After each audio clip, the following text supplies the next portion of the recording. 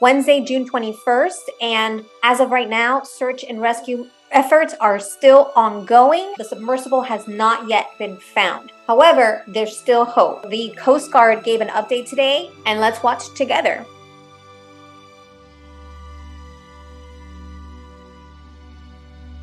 Hi everyone, Empowering True Crime Alex here, and we're going into the fourth day, right? Sunday, Monday, Tuesday, Wednesday of this search, and still no sign of the submersible, unfortunately.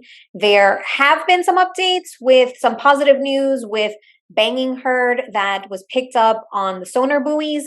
However, they haven't located where the sound is coming from, and they aren't conclusive on whether or not that is coming from the submersible. The Coast Guard gave another briefing today, and let's watch it together. Before we do that, let's make sure to keep the passengers in the submersible and their families in our thoughts and prayers.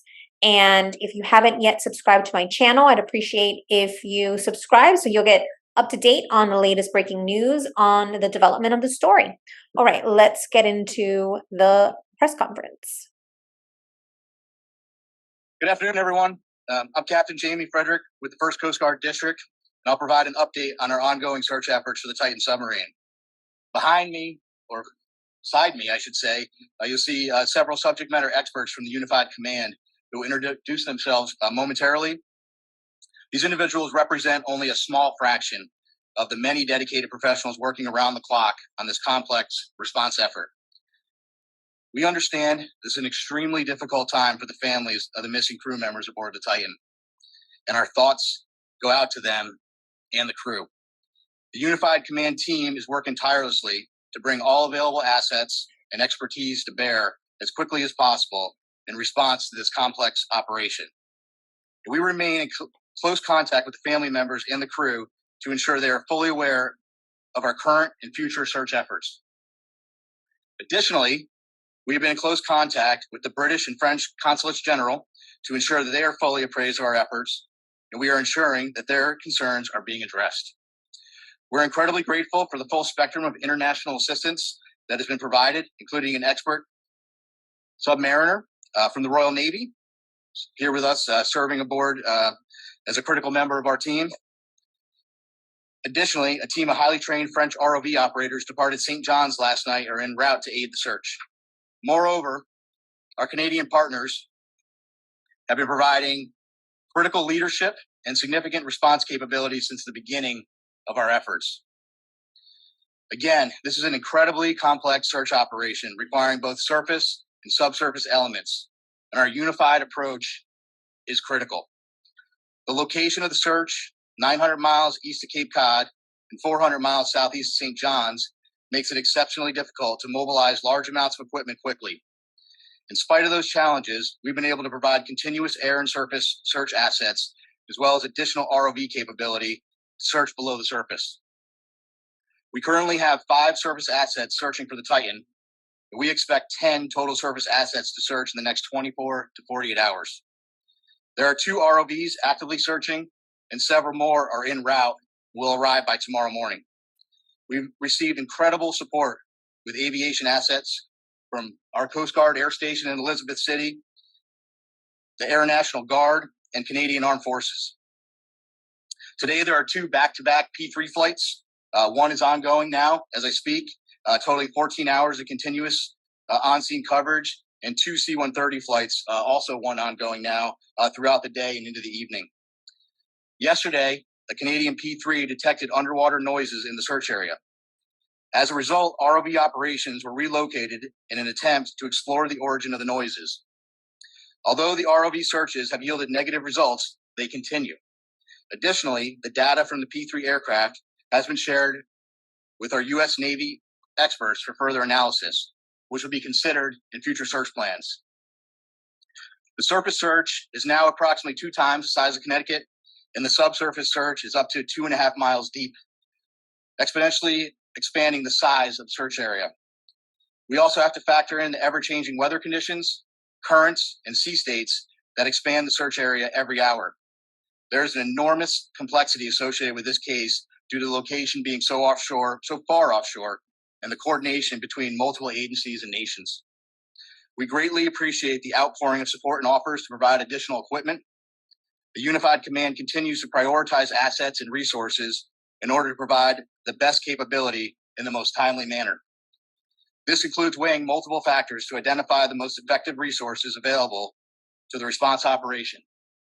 With careful consideration to timeliness of equipment arriving on scene, usefulness, and ability to deliver assets to the search area. Over the past 48 hours, we have, through incredible unity of effort, mobilized and implemented a tremendous amount of expertise and response capability. In addition to the ships and aircraft previously mentioned, we've dispatched 2 subject matter experts from U.S. Navy NAVSEA Subsalv, who will serve as search coordinators on scene for underwater search operations. So I've been stressing unity of effort a lot in this statement, and that's because it is absolutely critical to this complex operation. Again, our thoughts and prayers are with the crew of the Titan and their loved ones. We will continue to work as hard and as quickly as possible in an effort to locate them. I will take a few questions, but before I do that, I do want I'm going to have each of the members of the team here just introduce themselves, and then I'll go ahead and take some questions. Okay. Good afternoon. I'm Paul Hankins. I'm the director for salvage operations with the U.S. Navy's Supervisor of Salvage. Hello, I'm Carl Hartsfield from the Woods Hole Oceanographic Institute. Good afternoon. I'm Lieutenant Commander Rich Campari. I'm an exchange officer currently serving on the staff of Commander Submarines Atlantic at Norfolk, Virginia. Good afternoon, Lieutenant Commander Christy Butler, working closely with Captain Frederick from RCC Boston, Search and Rescue Mission Coordinator. Thank you.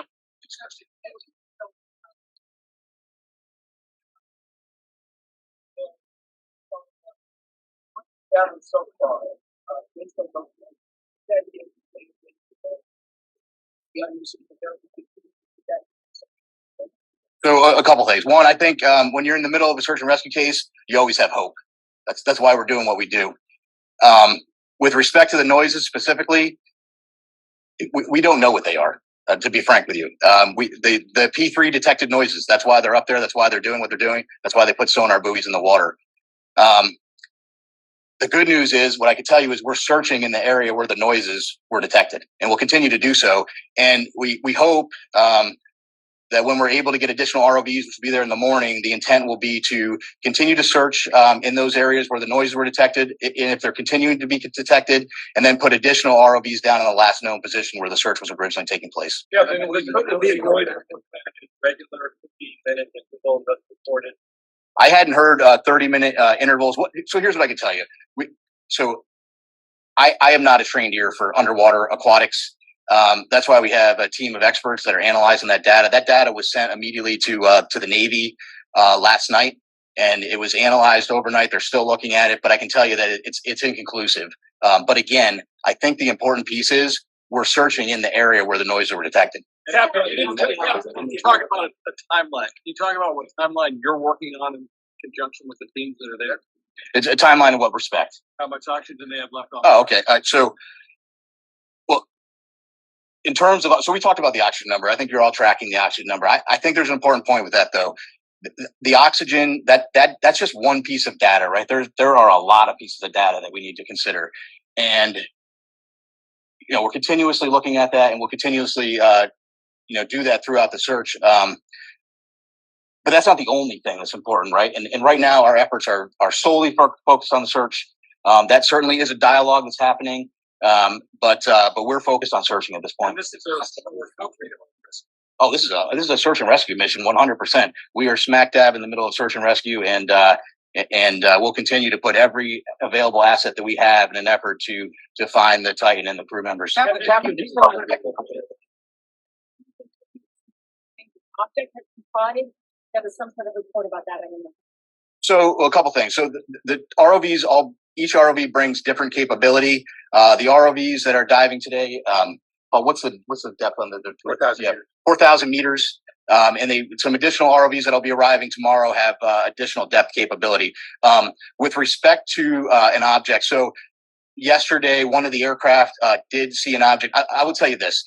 In search and rescue missions, when aircraft are flying continuously, there is stuff out in the ocean that is floating. We went back, we looked at it. It wasn't we didn't determine it to be debris. We don't think it correlates with the case, and it is not uncommon at all during an active search to see things, and then we go and look at them. So when was first heard, how does the system work? And it was also asked, do you have any information in terms of food and water that they might have on board the ship? yeah, so several P3 flights have heard the noises as yesterday, and we put assets there. We relocated assets immediately. With respect to food and water, it's my understanding there are some limited rations. I can't tell you exactly how much they have aboard, but they do have some limited rations aboard the vessel. And how much fun can you get after hearing those noises? Listen, I think you need to be careful. We need to have hope, right? But I can't tell you what the noises are. But what I can tell you is, and I think this is the most important point, we're searching where the noises are, and that's all we can do at this point. Right now.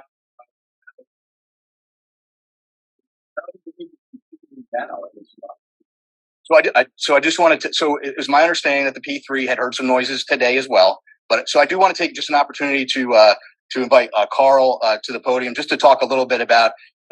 He has a little bit more expertise in underwater acoustics, and maybe just to speak to that in general, because again, there are noises below the surface of the ocean, so I'll just turn it to Carl.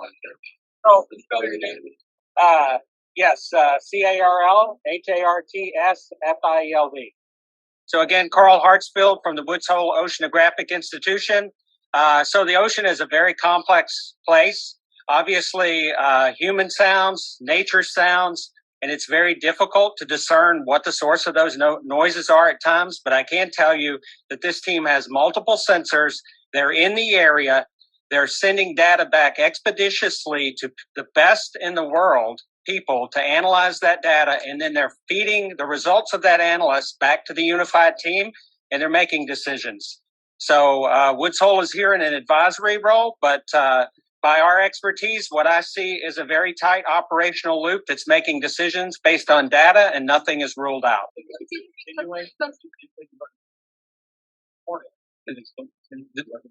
There have been multiple reports of noises, and every one of those noises is being analyzed, tracked, looked for patterns, and reported upon. Can you describe what the noise sounds like that they're hearing?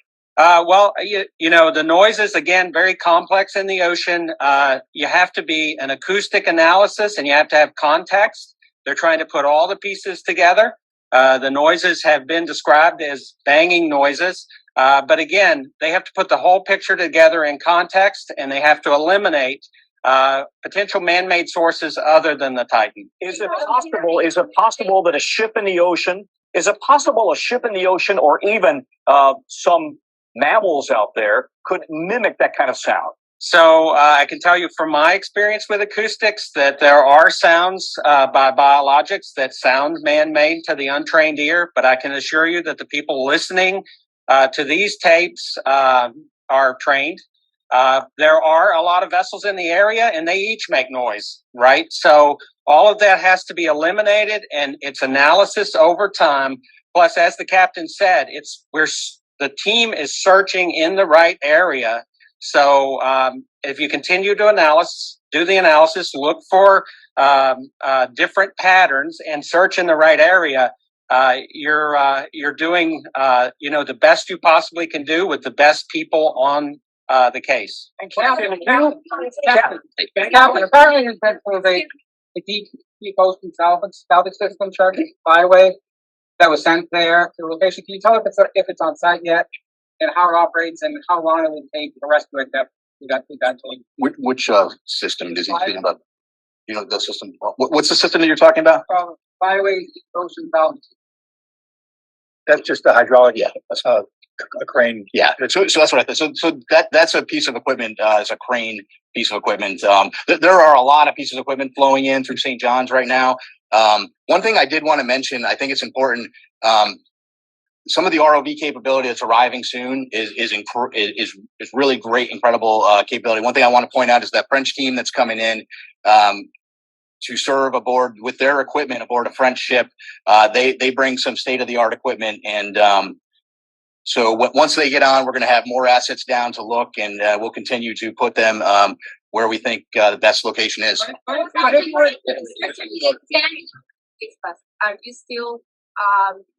still optimistic that you're gonna find the goal? So, how many days? You just how many days? Or so? Well, so we have to remain optimistic and hopeful when you're in a search and rescue case. So we're right in the middle of the search and rescue case. So I don't want to get into a discussion about when that would end with respect to this case. What I will tell you, though, I'm happy to explain to you kind of how that process were to work. The Coast Guard prosecutes search and rescue cases on a daily basis, and sometimes we don't find what we're looking for, and you have to carefully consider all of the factors, and there are a lot of factors you consider. And then after you consider all of those factors, sometimes you're in a position where you have to make a tough decision. We're not there yet, but if we continue to search, potentially we could be at that point. But again, we're not there yet, and that's a discussion that we will have with the family long before I'm going to discuss that here publicly. Sorry, man.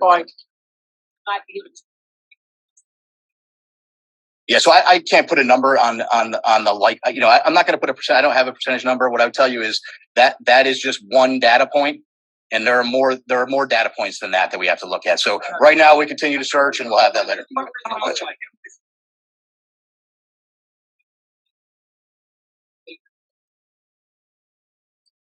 Sure. So the report. So the noises were heard by a Canadian P3, and that was this morning and some yesterday. I don't know specifically or that 30-minute intervals, but again, I really think the important point to that is we're in the air, we're searching there. We moved assets and we're searching there, and we'll continue to do so.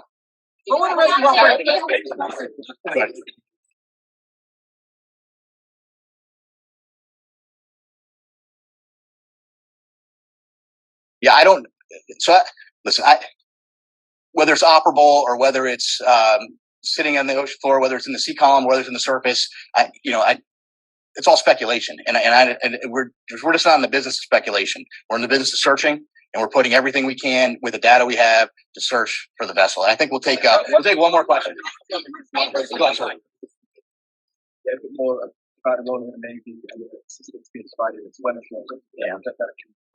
Yeah, so we asked for some additional subsurface support, and we got that through the Navy, through a liaison officer. He's just one of many team members, and we're greatly appreciative of the British government and all the support they've given us. We expect a daily update next this. So I think the plan will be to do a daily like this. I'm not going to lock into that right now, but we'll keep you informed, and certainly if there's any major developments, we'll let you know. Thank you very much. Okay, wow.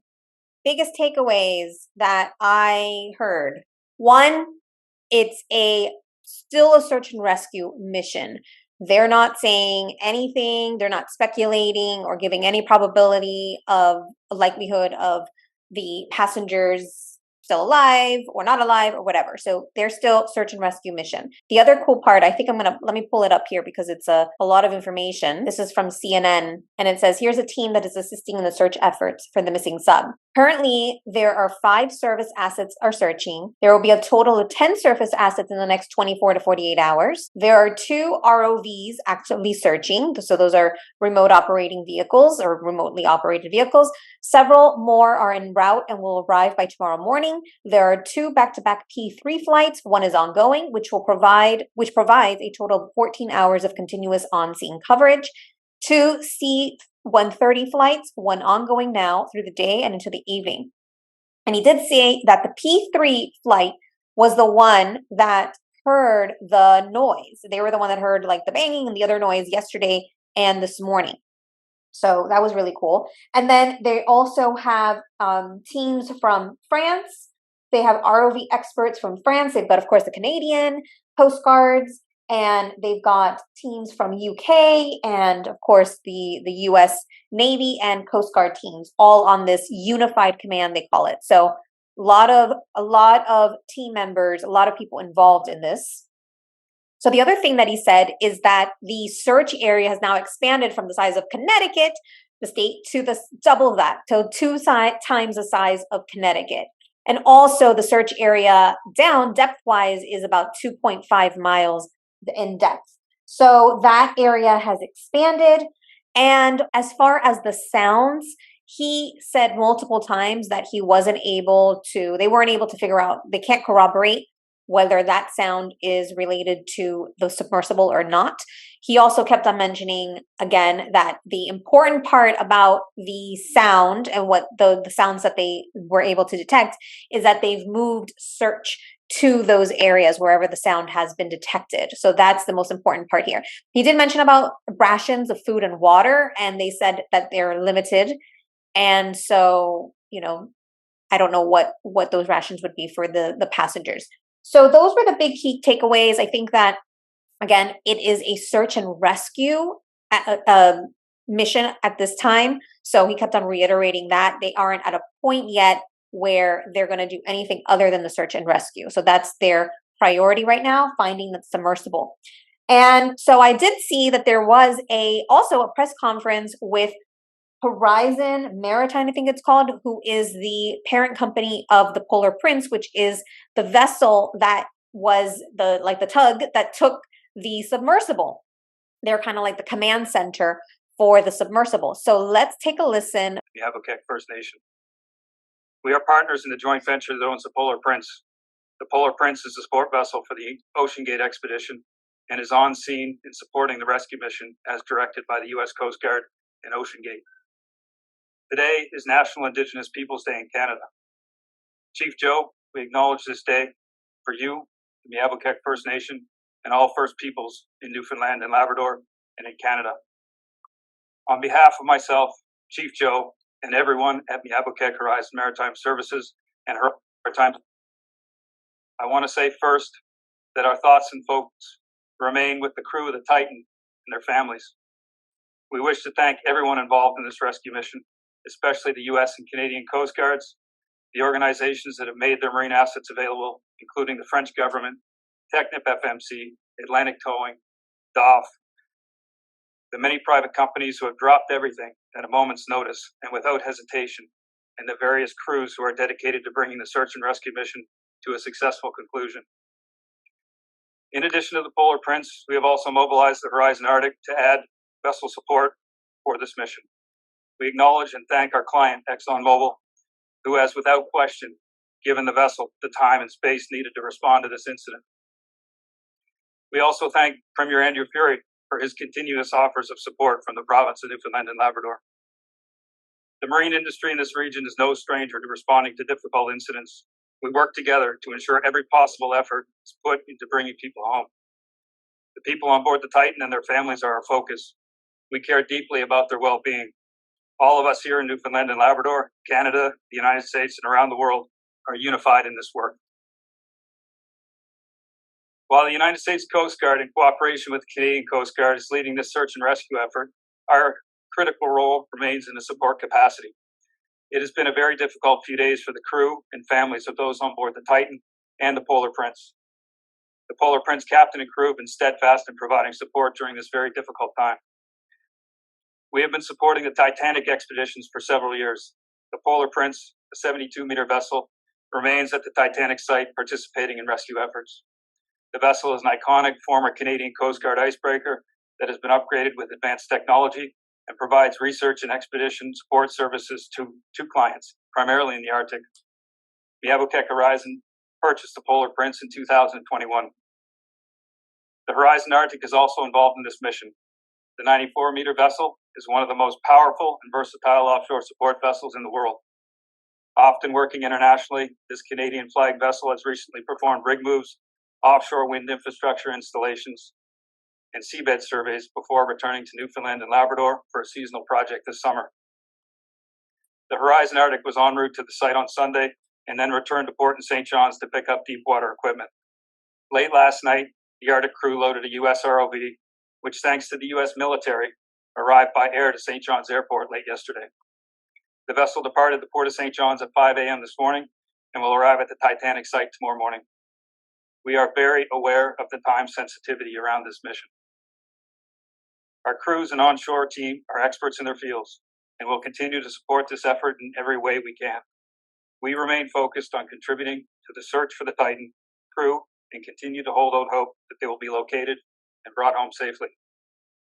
Chief Joe. Thank you, Sean. Thank you all for being here too as well. My name is Chief Joe. I'm from the Mabuki First Nation on the south coast of Newfoundland. I can tell you that our people are very concerned for the crew of the Titan. We're proud of the Polar Prince, its crew, and work that it does this remarkable vessel. We have no doubt that the captain and crew have been handling themselves with utmost expertise and professionalism throughout this difficult time. Also want to thank Sean and the support team here at Horizon for all they're doing to support the search and rescue operations. I've been in constant contact with the operation team of the company and have been reaching out to prayer groups across the country to bring hope to this effort. We are praying for our friends on board the Titan submersible. We want them to come home. We want them to come home. And we want them to come home safely. We ask everyone across Canada and the world to pray with us that we can find the rescue the Titan. Thank you, Lalio.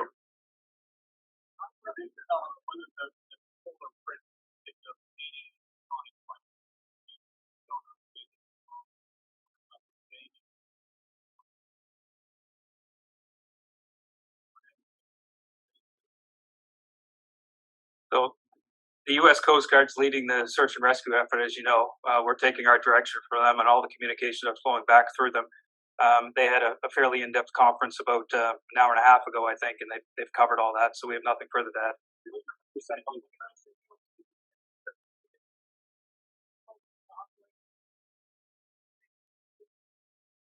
The North Atlantic is always a challenging place, especially in the region that we're in. The weather is not overly significant at this point, but it always presents a challenge in the region.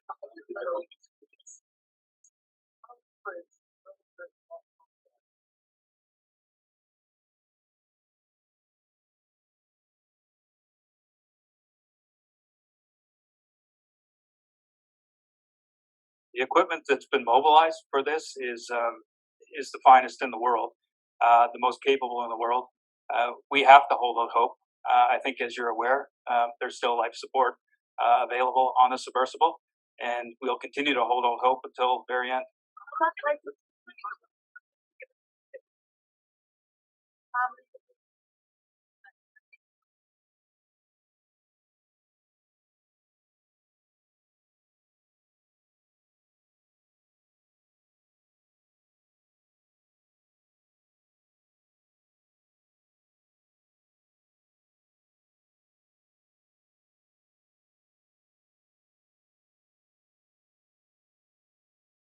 All I can tell you there is all protocols were followed for the mission.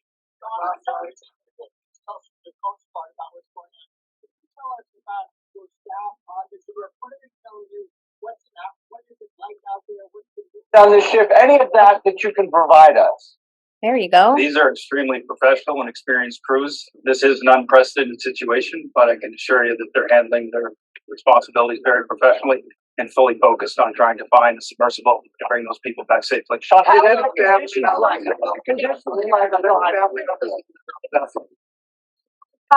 board the vessels right now during the search and rescue operation. Can you tell us a little bit about that? That's a question I can't answer. And what support are you giving the family? The U.S. Coast Guard is leading the search and rescue effort, and all of that's being funneled through U.S. And Sean, Horizon Maritime does a lot of different things in the world. This is one of them. But I take it this community, this exploration, it sounds like they're colleagues. They've been here for many years. They're friends. They're family to you guys. What is, I mean, you do a lot of things, but what is this situation like? Core values of the Titanic Horizon Maritime Services and Horizon Maritime Services is customer focus, and we're focused on all our customers and all the various missions we operate, making sure that they're carried out with the utmost safety. How many options have you done with Ocean Gate? Is there anything out there that's capable of lifting this thing up from the depths that it's presumed to be and bringing it back to the surface? There's a lot of variability around the question you're asking there, but the equipment that is on site and coming to site is the most capable of the world. And some of that equipment is certainly capable of reaching those depths. How much time do you think there's left to be able to, if you were to have success, how much oxygen is left? How much time is there left to be able to actually keep these people alive, to get them out alive? There's variability around that question as well, Patrick. It's difficult for me to give you any more detail than the U.S. Coast Guard has already provided in their brief. Can you tell us exactly what time your vessel, the Polar Prince, launched the Titan? Exactly, specifically what time Sunday morning? I don't have that off the top of my head. I'm sorry. Can you tell us about the sense of urgency last night with getting the gear off the aircraft, down here with the police escort and onto the ship and out of there? Can you talk us through that with the people who are working? Yeah, I've been in the marine industry since a very young age and seen a lot of different situations, and I've never seen equipment of that nature move that quickly. The response from the U.S. Coast Guard, the U.S. military, the folks at the airport, the people here, various companies were involved in the mobilization of that equipment to the Arctic. It was done flawlessly. Can you give us more details about what kind of equipment that was? It's a deep water ROV.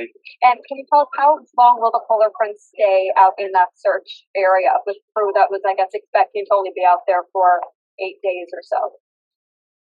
How long can it stay out? How long will it stay out during search? It'll stay out until the search is completed. Sean, can you talk about what, if any, communication the Polar Prince and the vessel had before it missed the timeline that it was supposed to meet for surfacing at the sea level? What, if any, communication did the Polar Prince have with the vessel before they knew it was missing? There was regular communications up until a point, and then I think, as you're aware, their communication ceased. Can you just expand on what regular means? Was the crew doing well? Was everything going as planned? Was there any moment where they communicated that they were in any sort of distress or having any sort of issues? I'm not aware of any details around that. I know you're on the search right now, but there's been a lot of concerns raised already about the safety of this and what Ocean Gate was doing. Did you consider that when you partnered with Ocean Gate? Look, Ocean Gate runs an extremely safe operation. Our full focus right now is getting that submersible located and getting those people brought back safely. At what point did communication cease? When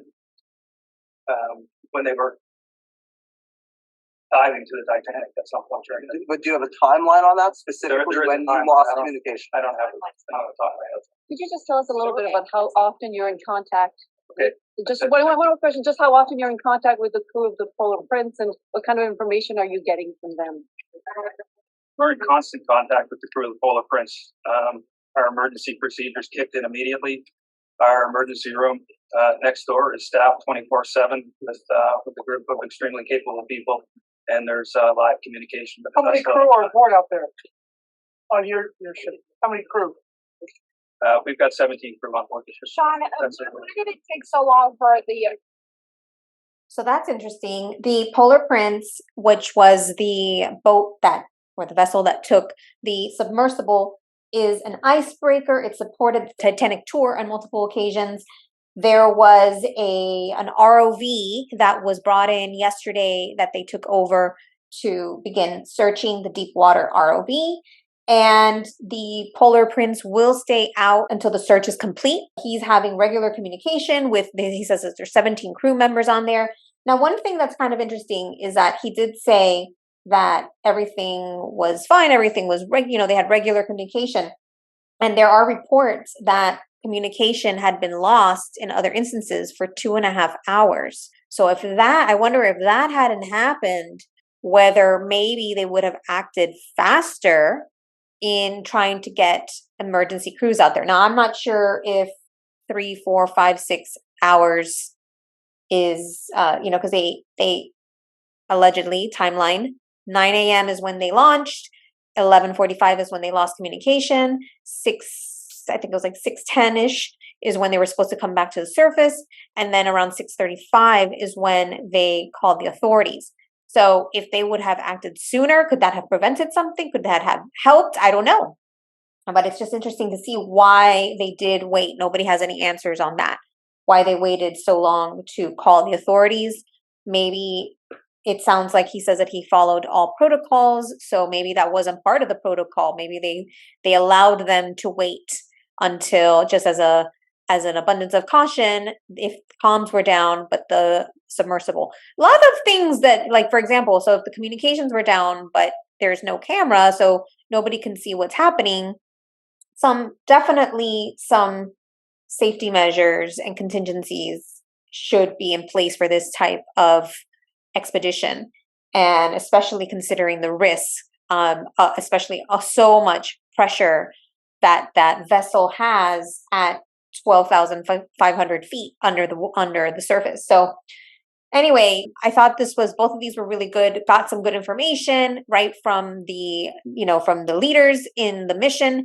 Let me know your thoughts in the comments. If you learned something, if you enjoyed this video, I'd appreciate if you hit the thumbs up. If you like my style of covering true crime and you haven't yet subscribed, I'd appreciate if you join the empowering family. Be a voice for the voiceless and help support the missing, survivors, and others who are voiceless. And with that, I hope you stay safe, stay thriving. Remember to always follow your intuition and keep it empowering. Bye for now. Don't forget to like, subscribe, and hit the bell button for notifications. Thank you.